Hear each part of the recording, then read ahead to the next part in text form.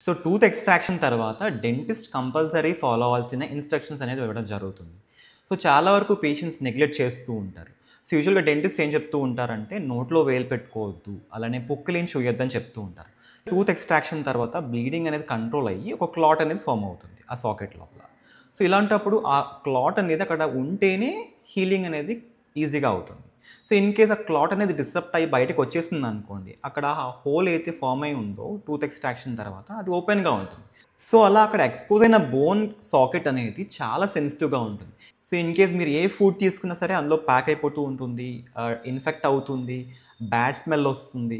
అంటే ఎక్స్ట్రాక్షన్ జరిగిన ఒక 3, 4 డేస్‌కి సివియర్ పెయిన్ వస్తుంది. ఆ పెయిన్ కూడా ఆల్మోస్ట్ ఈ ఇయర్‌కి రేడియేట్ అవుతూ ఉంటుంది. యూజువల్‌గా ఇలాంటి ఇష్యూ, డ్రై సాకెట్ ఇష్యూ ఎవరిలో చూస్తామంటే, ఇన్ కేస్ స్మోకింగ్ అలవాటు ఉన్న వారిలో లేదా ఇమ్యూనో కాంప్రమైజ్ ఇండివిడ్యువల్స్‌లో గానీ, డయాబెటిస్ ఉన్న వాళ్ళలో కూడా ఎక్కువ చూస్తూ ఉంటాం.